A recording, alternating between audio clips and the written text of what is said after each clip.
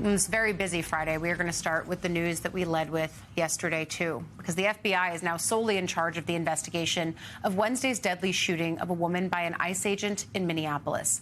It comes despite federal officials initially agreeing to partner with the state's Bureau of Criminal Apprehension, a unit that was created after the killing of George Floyd.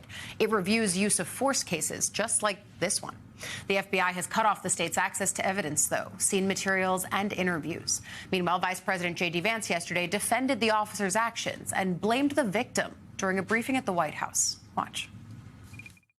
She was trying to ram this guy with her car.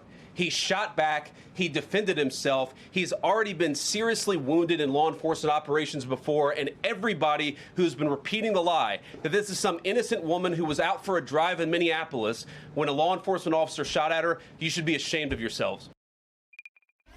The Department of Justice is going to investigate this. The Department of Homeland Security is already investigating this. But the simple fact is, what you see is what you get in this case. You have a woman who was trying to obstruct a legitimate law enforcement operation. Nobody debates that. You have a woman who aimed her car at a law enforcement officer and pressed on the accelerator. Nobody debates that. I can believe that her death is a tragedy, while also recognizing that it's a tragedy of her own making and a tragedy of the far left who has marshaled an entire movement, a lunatic fringe against our law enforcement officers.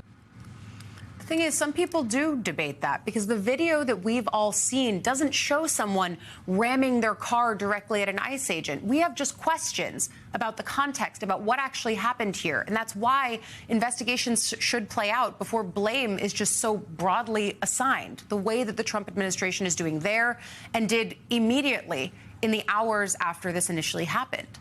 It comes as the Hennepin County District Attorney's Office says it's exploring all options to ensure a state investigation can continue. The office also said that it believes it has the jurisdiction to bring charges against these ICE agents. Meanwhile, protests continued for a second day across the country where people voiced outrage over the shooting and called for ICE to leave their cities. Demonstrations took place in Boston, Chicago, Philadelphia, and Cleveland. Communities also held vigils to honor the life of the victim, Renee Nicole Good. The Trump administration deployed approximately 500 additional agents to Minnesota, adding to the roughly 2,000 DHS personnel already on the ground there. Governor Tim Walz has placed the National Guard on standby, ready to help police keep these demonstrations peaceful, which Walz has urged them to continue to be.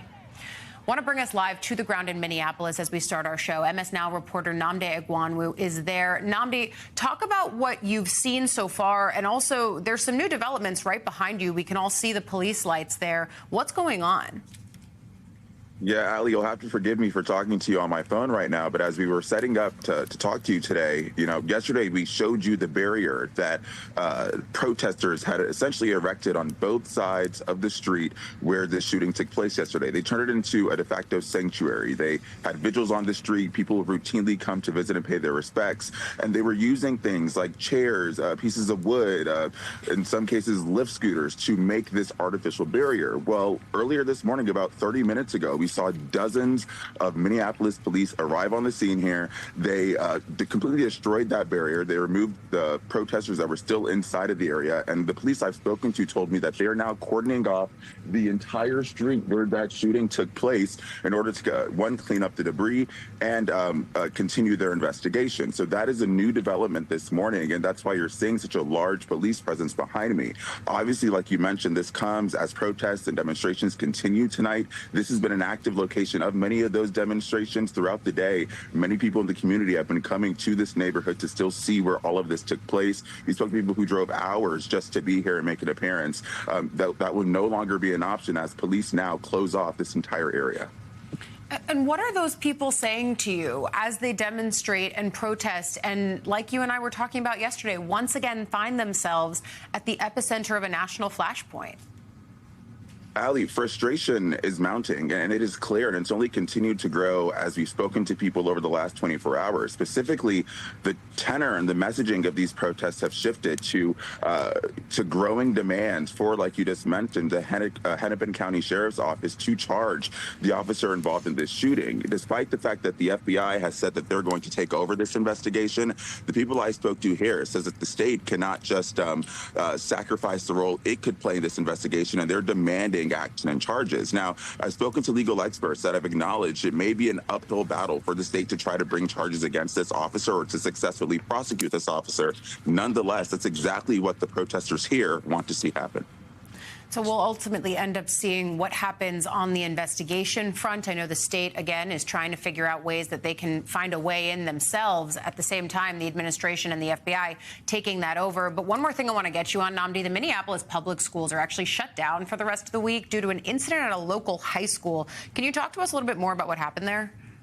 Yeah, Ali, you know, on Wednesday, a day after, actually the same day as this shooting, we learned that Customs and Border Patrol federal agents went to a local high school here, Roosevelt High School, and detained someone right outside of that school. Now, for context, the Department of Homeland Security says they were pursuing a U.S. citizen who brought them on a 5-mile car chase that ended at this school. They have tried to specify that they didn't aim to enter it, but still, it led to a big clash outside school grounds. This all happened as students were leaving, and it resulted in at least one use of what they called crowd control measures being used. It resulted in at least one educator being detained or arrested and then released. And it's resulted now in classes being canceled the rest of the week. Now, the way that's played out at protests is we've seen a lot of young people, and it struck me. I want to play you some of my conversations with one high school student who goes to Roosevelt and who talked about how the ICE action at her school motivated her to protest. Take a listen. It's just disgusting, and it's just so like dehumanizing to those people. And like, they're our friends, and like I go to school with like there's a huge Somali population at Roosevelt High School, which is where I go, and it's just terrifying to see. Like, I know that those students were terrified when ICE showed up to our school yesterday, and I just think it's disgusting. Ali, we know that Governor Tim Walz had a message in the aftermath of that action near this school where he said he wants everyone in this state, local officials, regardless of party, to condemn any ICE activity at local schools. And of course, the mayor as well as the governor have been clear that they don't want ICE in Minnesota any further because of instances exactly like this. MS Now reporter Nnamdi Egwuonwu live with us from Minneapolis, doing whatever you have to do to get on the air. We really appreciate that.